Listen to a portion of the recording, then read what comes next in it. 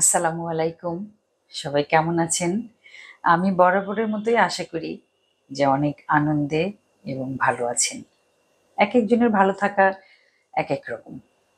কেউ আ যদি সকাল বিকাল ২ মুঠ পান্তা পেট ভরে খেতে পারে, সেটাকেই সে ভালো মনে করে। আর কেউ যদি আ মানে একটা ফ্লাইট মিস করে, তখন সে নিজেকে অনেক অসুখী ভাবে। তো এই যে সুখ বা ভালো থাকা, আনন্দে থাকা এগুলো পুরো ব্যাপারটাই আসলে আপেক্ষিক। এর কোনো পরিমাপ নাই। আমার মনে হয় যার যত সম্পদ কম, যার যত আ যাওয়ার দূরতম গোলের মানে ইচ্ছাটা কম, সে তত সুখী মানুষ। এবং রোজকার কাজ যে শেষ করতে পারে রোজ, সেই পৃথিবীতে সবচেয়ে সুখী এবং সেই সাথে সফল। তো সফলতা আসে কাজের মাধ্যমে, কিন্তু সুখী হয়ে পূর্ণতা আসে অন্তর থেকে। তো যখন কাজের মাধ্যমে সফলতা আসবে এবং মানে পূর্ণতাটা ভিতর থেকে আসবে, তখনই একটা মানুষকে পরিপূর্ণ সুখী বলা যায়।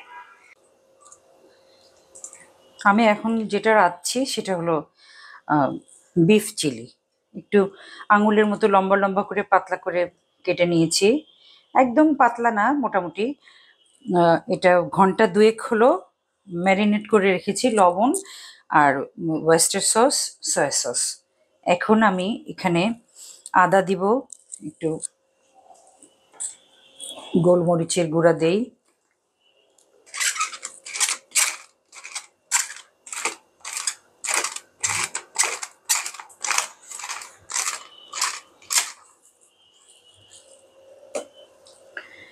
একটুখানি আদা বাটা এখানে দিব, রসুন বাটাও একটুখানি এখানে দিব। পরে রসুন বাটাটা আমি আবার তেলে দিচ্ছি।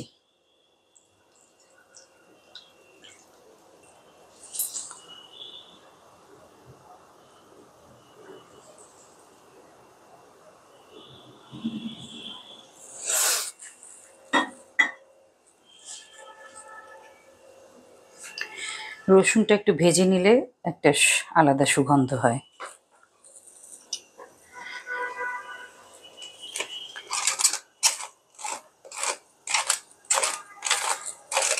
এমনি খাবারের মধ্যে আমার ঝালের প্রতি খুবই পক্ষপাত, এবং সেই সাথে সব রকম ঝাল।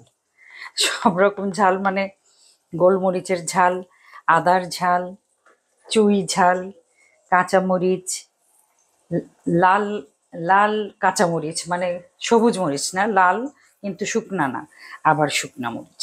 সব রকম মরিচ আমি খুব পছন্দ করি। আমাকে বলা যায় চিলি লাভার। যারা অনেক বড় বড় মানুষ, বয়সে বড় বড়, কিন্তু মানে মরিচ দেখলেই ভয় পান, আমি মানে তাদের সাথে নিজেকে রিলেট করতে পারি না। আমার কাছে মনে হয় যে যে কেমন কথা, ঝাল খেতে পারে না। মানে আফটার অল আমরা তো বাংলাদেশি।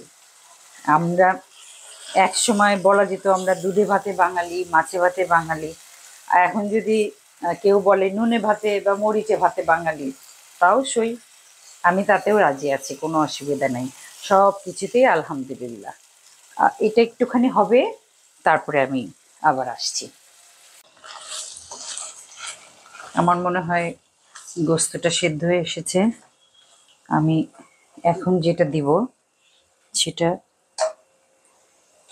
একদিন ভিডিওতে দেখালাম না, চিলি সস। এই চিলি সসটা, এটা আমি রেডি রেডি করা সসটা দেওয়া যায় এখানে, আবার ইচ্ছে করলে মানে রসুন, শুকনো মরিচের ফ্লেক, এগুলো আলাদা করে নতুন করে দেওয়া যায়। যেহেতু আমার রেডি করা আছে, এই জন্যই আসলে বানানো, মানে একটু আরামের জন্য, যখন হঠাৎ দরকার পড়লো তখন যাতে হুড়াহুড়ি না করা লাগে। এটা আমি দিলাম।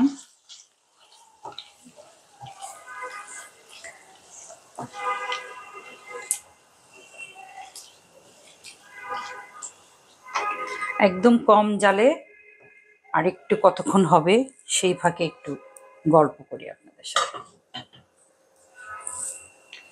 মাত্রই 2 দিন আগে সিঙ্গাপুর থেকে একটা অনুষ্ঠানে গান গেয়ে আসলাম। তো এটার অভিজ্ঞতাটা হলো, এর আগেও সিঙ্গাপুরে আমি গান গেয়েছি, সেটা ইউনিভার্সিটির প্রফেসরদের জন্য বা ডাক্তারদের জন্য, এবং কিশোরদার সাথে একটা অনুষ্ঠান করেছিলাম, সেখানে একদম আমাদের রেমিটেন্স যোদ্ধারা তারা ছিলেন, অনেক মানুষ ছিল, এত ভালো অনুষ্ঠান ছিল সেটা। কিন্তু এবার যে তখন আমি গান গেয়ে আবার মানে চলে এসেছি, তাদের সাথে আমার পার্সোনালি কথা হয়নি। কিন্তু এবার আমি যে অনুষ্ঠান করতে গেলাম, একটাই অনুষ্ঠানটা ছিল এমন একটা সংস্থার, এটা ভারতীয় একটা সংস্থার, কিন্তু বাংলাদেশের শ্রমিক এবং ইন্ডিয়ার শ্রমিক, তাদের সবার সুবিধা অসুবিধাগুলো তারা দেখেন, যে তাদের মানে কার কি সুবিধা কার কি অসুবিধা, এবং একটা সিম কোম্পানি সবকিছু মিলে তারা অনুষ্ঠানটা করেছেন। তো বাংলাদেশি শিল্পী হিসেবে শুধু আমি ছিলাম, আমার মিউজিশিয়ান ভাইরা ছিলেন। তো আমি যারা সিঙ্গাপুর যান তারা জানেন, মোস্তফা মার্ট একটা অনেক বড় একটা বাঙালি এরিয়া, সেখানে মানে এই শপিং মলটার আশেপাশে অনেক বাংলাদেশি ভাইরা, তাদের সাথে অনেক পার্সোনালি কথা হলো এবং তাদের জীবনের সুখ দুঃখ। তো খুবই মানে 3-4 দিনে মানে খুব মায়া পড়ে গেল। এমনি তো আমি আসলে আমি মনে করি যে পৃথিবীর প্রধান চালিকা শক্তি হলো শ্রমিকরা, এবং তাদের সম্মান জানাতেই কিন্তু আমি আমার নিজেকে কণ্ঠ শ্রমিক বলি। তাদের তাদের যে যোগ্যতা, সেই জায়গায় নিজেকে দাঁড় করাতে চাই। আমি কতটুকু ভালো শ্রমিক আমি জানি না, কিন্তু তাদের মতো একনিষ্ঠ শ্রমিক হতে চাই। সারা পৃথিবীর শ্রমিকদের আমি অনেক ভালোবাসি, অনেক শ্রদ্ধা করি। তো এই মাত্রই মানে তাদেরকে ফেলে রেখে আসলাম। আমি যখন অনুষ্ঠান শেষ করলাম, অনুষ্ঠান শেষে পিছনে, সামনে, সাইডে, চতুর্দিকে একটা নেট দেয়া, ওই যে খেলার মাঠে যেরকম নেট দেওয়া থাকে, নেটের বাইরে অনেক শ্রোতা ছিলেন যারা দাঁড়িয়ে ছিলেন। তারা বলছিলেন, আপা একটু কাছে আসেন, কাছে আসেন। তা আমি আবার গেলাম, মানে যতটা কাছে যাওয়া যায় ওখান থেকেই তারা সেলফি তোলার চেষ্টা করছিলেন। তো এই নেটের জন্য সেলফি ভালো আসছিল, নেটটা আসছিল এরকম। তো আমার না এত খারাপ লাগলো, আমার মনে হলো যে মানে ওনারা ওই পারে আমি এই পারে, আমি জানি না, মানে আমি এই পারে ওনারা ওই পারে, কোনটা ভালো এটা আমি জানি না, কাদের মানে কোনটা ভালো আমি বুঝাতে পারছি না আসলে আমার ইমোশনটা। তারপরে একটা সময় যখন তারা কেমন মানে কেমন আবেগ আপ্লুত হয়ে গেল, যে আমি একদম কেঁদে ফেললাম। তো এটা আসলে আমার একটা বদ অভ্যাস, আমি কথায় কথায় হাসি, কথায় কথায় কান্না করে দেই, মানে কান্না আমার বাহন নাকি আমি কান্নার বাহন আমি বুঝতে পারি না।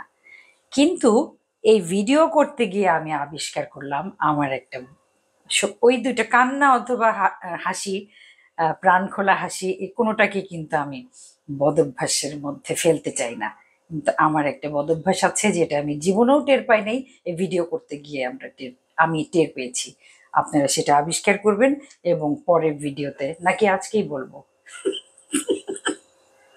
আমি না মানে এত রেকর্ডিং এ এত গান গেয়েছি, সেখানে তো কোনো অন্য কোনো শব্দ করা যায় না, কখনোই না, যে শব্দটাকে আবার মিউট করবে এরকম কোনো সিস্টেম নাই, আমি যা বলবো সেটাই আসবে। কিন্তু আমি যখন রান্না করি তখন দেখি আমি এরকম করে একটা নাক টানি। এটা আমি মানে এটা মনের ভুলেই হচ্ছে, তার মানে বদভ্যাস। আমি এটা বদভ্যাস পরবর্তীতে চেষ্টা করব, মানে বদভ্যাসটা কমানোর।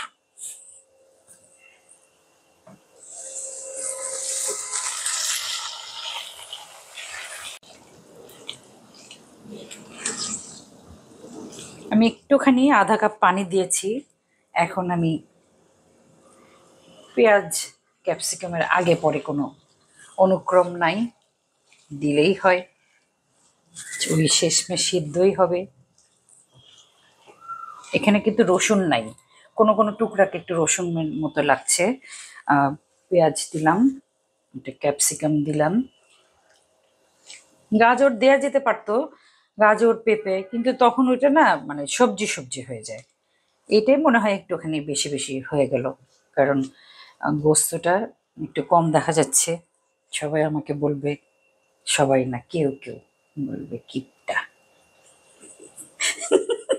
ভাই, মানুষের সরাসরি মানে কমপ্লিমেন্ট পাই, অনেক বেশি কমপ্লিমেন্ট পাই। একজন দু একজন তো এরকম থাকবে, মানে আমাকে যে কেউ কিপটা বলতে পারে, আমি যে কিনা জীবনে কোনো দিন হাত এরকম করে কিছু জমাতে পারলাম না, আমাকে বলে কিপটা। যাই হোক, আমি খুবই হাসলাম। আর তার প্রোফাইলে গিয়ে আমি দেখলাম যে কে এমন আমাকে বলল গিফটটা। আমি একটুখানি এটা এটা একটুখানি হবে একদম, কিন্তু ছোট্ট একটা জাল দেওয়া আছে, খুব ছোট্ট জাল। আমি এখন এটা কর্নফ্লাওয়ারটা গুলে নিব, তারপরে ততক্ষণ এটা আর একটু হবে, তারপরে আমি এটা দিয়ে দিব।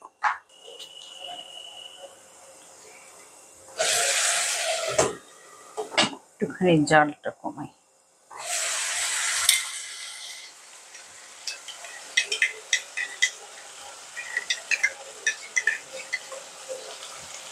ক্যাপসিকামের অভিজাত সুবাস পাচ্ছি।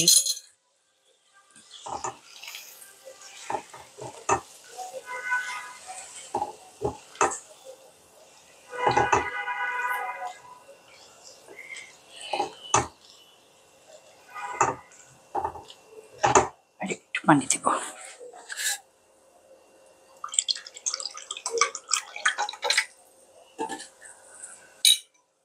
এটা ঝাল নুন দেখেছি আমি, ঠিক আছে। আমি খুব একটা ঝাল নুন চাকি না, তো যদি 3টা তরকারি রান্না করি তো একটাতে নুন দিতে ভুলে যাই। এই কথা আপনাদের সবাইকে নিজের দোষ নিজেই বলে দিয়েছি কয়েকবার। আর একবার করছিলাম কি, নিচে বসে কি কি জানি করতেছিলাম, তো এক চুলায় গরুর গোস্ত চড়াইছি আর এক চুলায় ইলিশ মাছ, খুব সম্ভবত কোনো গেস্ট আসবে আর কি। তো একদম পট করে নিচ থেকে এলাচ দারচিনি ছেঁচে ইলিশ মাছের মধ্যে দিয়ে দিছি।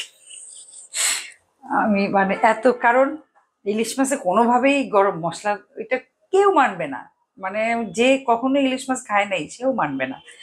তা আমি খুবই ডিসঅ্যাপয়েন্টেড ছিলাম যে এই, তারপর থেকে ওর পর থেকে আমি একটু সাবধান। আর আরেকটা হলো, তখন নতুন নতুন রান্না শিখেছি, তো একজন গেস্ট আসছেন, তার বাসায় আমরা খেয়েছি, অনেক মজা। তো উনি যখন আবার আমাদের বাসায় আসছেন তখন অনেক রকম, আমার হাজবেন্ড বলে একদম টেবিল ভরে ফেলবা খাবার দিয়ে, মানে খুশি হয় আর কি। তো ওরকম, তো উনি কোনোটাই ঠিক মতো খাচ্ছেন না। তা ঠিক আছে, উনি আমার হাজবেন্ড কথা বলতেছেন এত ভালো বাজার এই সেই নানান কিছু, উনি না শুধু ডাল, মানে ডালটা পাতে নিয়ে মানে ডাল মাখায় খাচ্ছেন। তখন আমার হাজবেন্ড বলতেছে কনক সেই রকম ডাল রান্না করে, এত মজা হয় কনকের ডাল। আর যে রাঁধুনি ডাল ভালো রান্না করে তার মানে বুঝে, তাকে আর সার্টিফিকেট দেওয়ার দরকার নেই।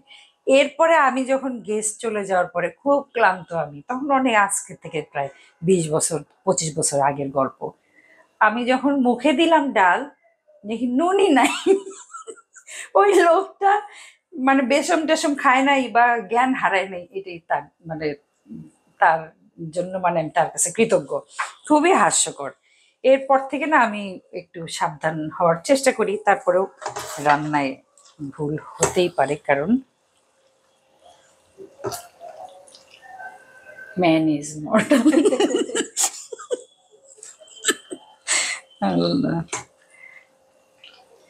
আমার বিফ চিলিটা দেখা যাচ্ছে না ঝাল, কিন্তু আসলে ঝাল। এটা অনেক লাল আমি করি নাই, কারণ এই যখন এটা ইয়েটা সসটা হয়ে যায় তখন আর ওটার অনেক টকটকা লাল থাকে না, আর আর্টিফিশিয়াল রং তো আমার কোনো খাবারেই থাকবে না, প্রশ্নে ওঠে না। যাই হোক, আমি এটা বেড়ে নিচ্ছি। এটা হয়ে গেছে। এটা ফ্রাইড রাইস, এই ঘরে খাওয়ার জন্য সাধারণভাবে করা ফ্রাইড রাইস। এটা আমি করি নাই, বৌমা রান্না করছে। আর এটা আমি এখন বেড়ে নিচ্ছি। একটা বিষয়ে কথা যখন উত্থাপন করলাম, তো সেই বিষয়ে কথা একদম মানে আমার মনের যে ইচ্ছা সেটা আমি আজকেই শেষ করি। আমাদের যে রেমিটেন্স যোদ্ধা ভাইয়েরা সারা পৃথিবীতে ছড়িয়ে আছেন, তারা যখন তাদের তারা মানে ভবিষ্যতে কি করবেন বা এখানে কি করছিলেন ওগুলোতে আমি যাচ্ছি না, ওগুলো অনেক বিস্তারিত আলাপ। আমি যেটা বলতে চাই, আমার যেটা দাবি সেটা হলো তাদের একটা এয়ারপোর্টে তাদের একটা ওয়ান স্টপ সার্ভিস থাকবে, তাদের একটা আলাদা ওয়ে থাকবে। তারা তারা তো আমাদের দেশের আসলে ভিআইপি, তাই না? তারাই তো মানে ইম্পর্টেন্ট ব্যক্তি একদম গোষ্ঠীগতভাবে। তাদের একটা আলাদা রাস্তা থাকবে যেখান দিয়ে তারা নির্বিঘ্নে এবং সসম্মানে তারা যেতে পারবেন এবং আসতে পারবেন, এবং তাদের সুটকেসগুলো তারা খুব সহজেই সঠিকভাবে পেয়ে যাবেন, কোথাও হারাবেন না। এত কষ্ট করে তারা মানে এই যে 4 বছর বা 3 বছর 2 বছর পরে বাড়ির পরিবারের কাছে আসেন, তখন তারা যখন যা যা নিয়ে আসেন সেখান থেকে কোনো কিছু যদি হারায়, তখন কিন্তু খুবই সেটা সেটা আমাদের জন্য, আমাদের এয়ারপোর্টের জন্য এবং আমাদের পুরো জাতির জন্য আসলে খুবই লজ্জাজনক এবং খুবই দুঃখজনক। এটা যাতে না হয়, এটা আমার এই রেমিটেন্স যোদ্ধা ভাইদের পক্ষ থেকে আমার একটা দাবি।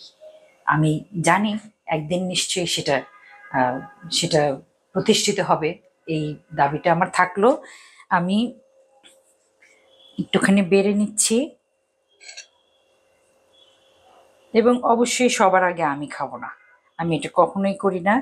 সবার আগে সিনিয়ররাই খায়, সেই হিসেবে এটা আমার বাক সাহেবের থালা। এটা এখন হয়ে গেছে একদম।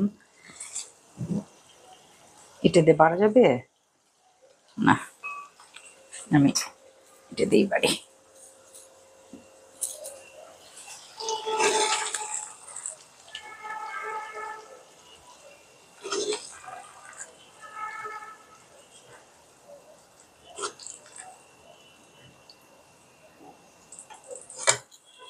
আমি জানি এটা খুব কমন একটা রান্না।